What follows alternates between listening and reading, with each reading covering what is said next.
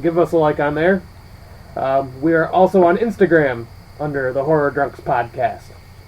We also have a Twitter account at the HorrorDrunks. And if you ever have any questions or suggestions, maybe, you can email us at thehorrordrunkspodcast@gmail.com. Trainwreck movies, like really bad on purpose or accident.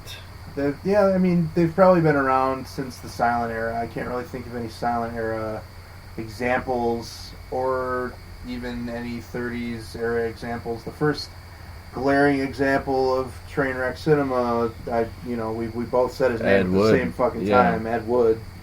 The man was, a notorious schlock orator.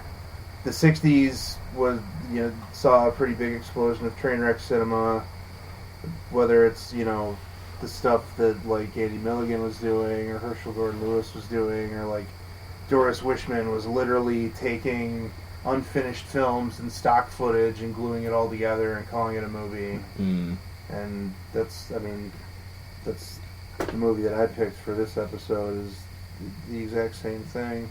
Sometimes train wrecks are completely unintentional and they happen in Hollywood, even like that Pirates movie, that Polanski movie was a giant fucking train wreck. That newest Ghostbusters movie. Whoa. That fucking movie lost like $100 million, Yeah, that, from what I heard, did not do good in theaters at all. Though I heard from many people that it wasn't that bad, actually. I mean, some movies are so bad that the Are you director... painting your nails? Oh, yes. He's filling his fucking gay vape. Oh, okay. I thought he was like... Okay. His gape. I didn't see that. Yeah, I'm filling my gape. He's always trying to fill his gape. Did that Ghostbusters movie actually come out?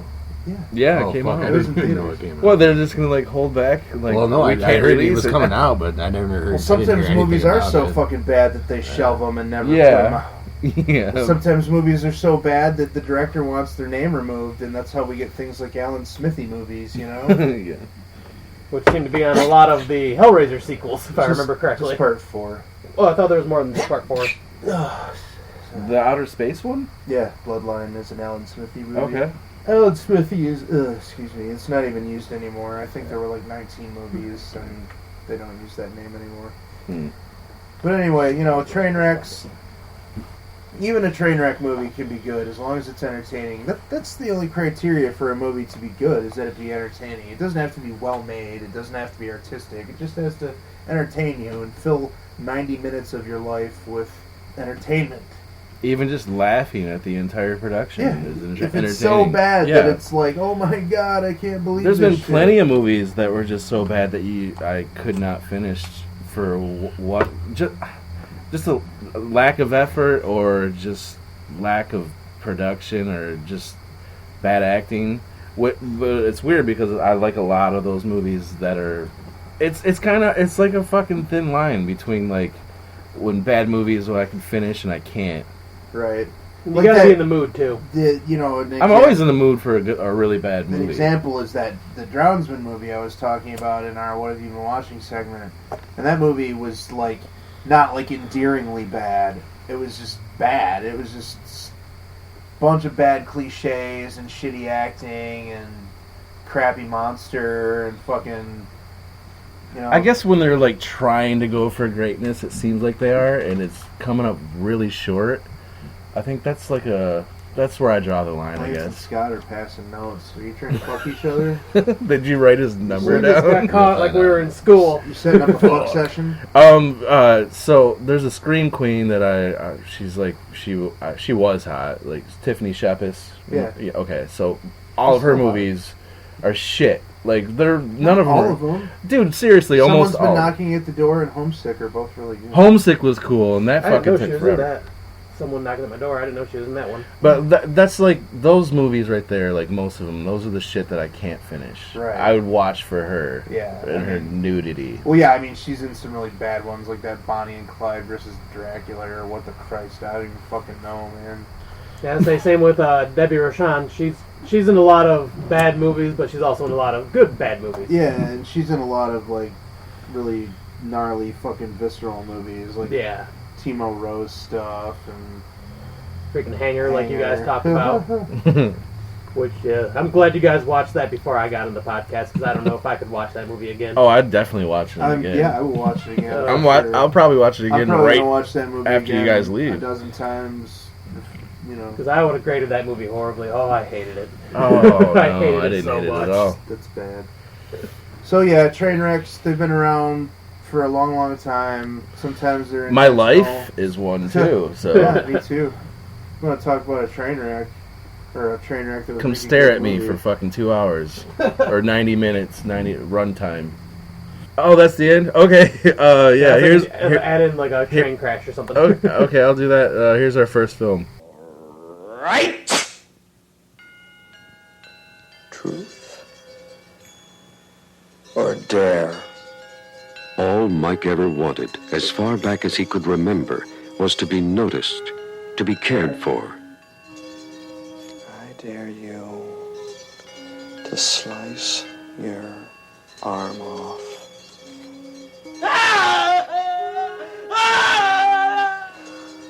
I dare you to put this in your mouth and blow your head off. Now that he's gone mad, a madness so deep, so violent it defies definition and baffles the best that psychiatry offers, he's finally getting attention. If ever you're asked, You want to play truth or dare? tell them you've seen the movie. This first movie is Truth or Dare, directed by Tim Ritter in 1986. It is the movie that started the barrage of horror movies I've seen to date. It was the first movie that horror movie that I've seen that I realized, like, I don't have to be scared and I can watch people die. Because before that, I would watch, like, I remember when I was a kid, there was a scene in Texas Chainsaw Massacre when she's pushing the guy in the wheelchair in the woods, and I remember I had to, like, stop that. I was like, fuck this, no fucking way, I'm not watching. I'm like fucking 8 years old watching this, and I couldn't finish it. And then I'd move on to, like, Nightmare on Elm Street, and I'd like I'd watch the movie from behind the couch and, like, duck down when shit was about to happen. Oh, you were a pussy, huh? I was a fucking. I didn't have a dad. No one taught me how to be a man. And so when I watched this movie, my cousin Sonia, shout out to cousin Sonia, we would stay at my grandma's on the weekend, just me and her with my grandma, and we'd watch horror movies, and she rented this, and we watched it, and then it became a tradition. Maybe twice a month, we would rent Truth or Dare and watch it. Jesus. And it just, like, then it just, like, kicked open a door. Like, I didn't have to be scared of something that was on screen when people would be murdered by chainsaws or whatever the fuck he used.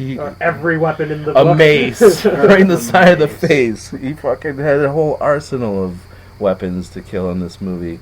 Yeah, And- he killed a lot of kids. And also, on the IMDb message boards of this movie, I found out that Elijah Wood, his favorite horror movie of all time, was this movie. Really? Yeah, and then he was on Craig Ferguson, and you can find it on YouTube where he's talking about it. Wow.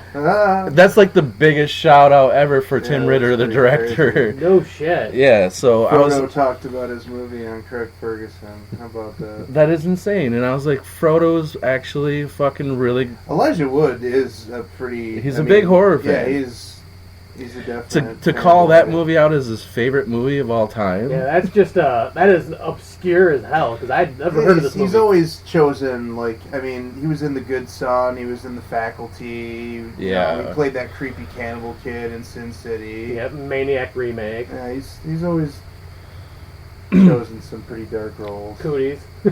Oh yeah, Cooties Cooties too. was awesome. Yeah, Cooties Cooties was was- great. So yeah, and also this movie is like impossible to fucking find. I had to like buy it on one streaming app on my Roku, and it's the only one available. The Sub Rosa DVD is out of print. It's been out of print forever. I used to have it. They're running for $200. That's Oh crazy. my god.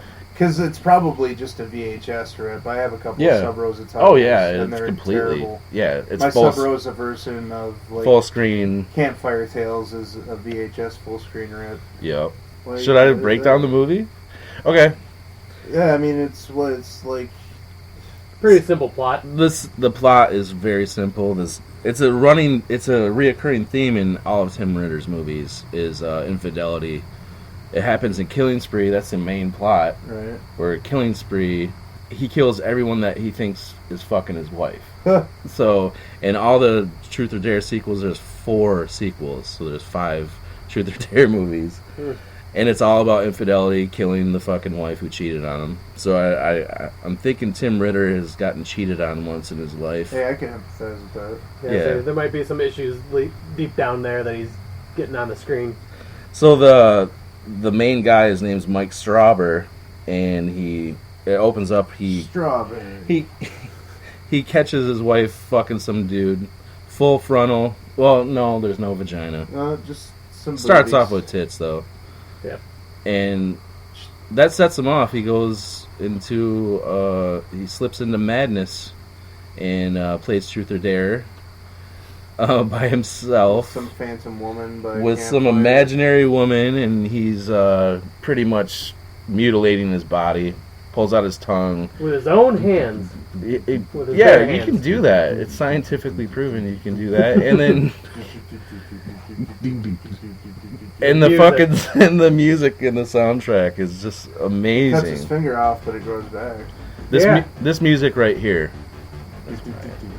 Not you. I'm gonna edit that part in where it's the music.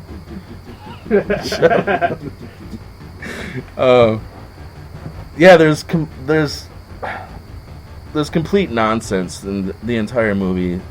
It's a lot of filler. There's a lot of fucking. He takes a scenic route, I guess, and they want to show him driving. It's that terrible music. I would say there's like 15 minutes of driving in this movie. It felt like it. I don't know about all that. Okay, 10 minutes and Maybe 5. 10 minutes and there's bumbling cops. There's a lot of office shots, and the old guy is mad because he has to actually do police work, which I get it. Like, you don't like your job and you have to do it. It sucks. There's always bumbling cops. I can't really think of a movie off the top of my head that portrays cops in a flattering light. Right. No.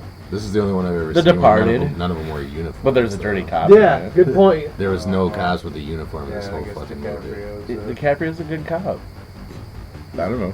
Yeah, I'd say, as like Lance said, hardly any cops that wore uniforms in this one. They're all like No, undercover. it's casual work day. They don't have to fucking wear uniforms. Shirt.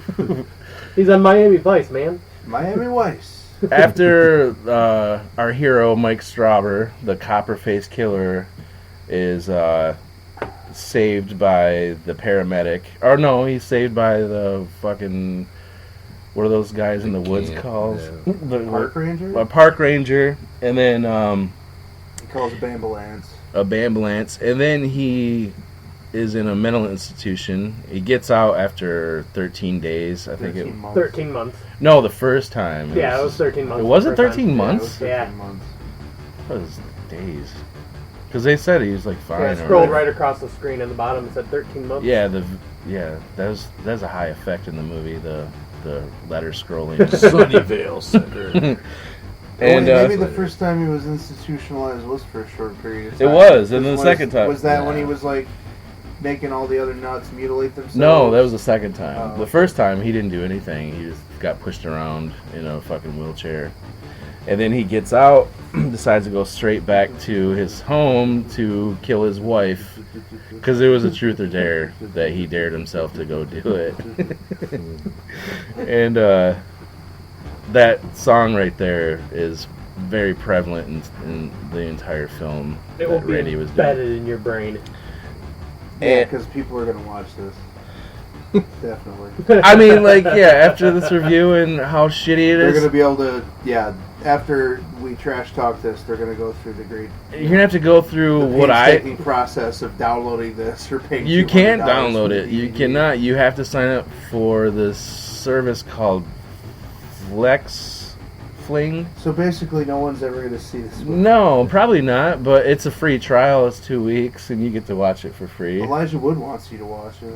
Yeah, Elijah Wood's got the original VHS Yeah, well, from the he's probably got the camcorder. original film reel. No, there's no film reel. It's all shot on Shot on video. shot on Okay, video. was it? Okay. I guess, yeah, it does And look he's like it got would that. He's got the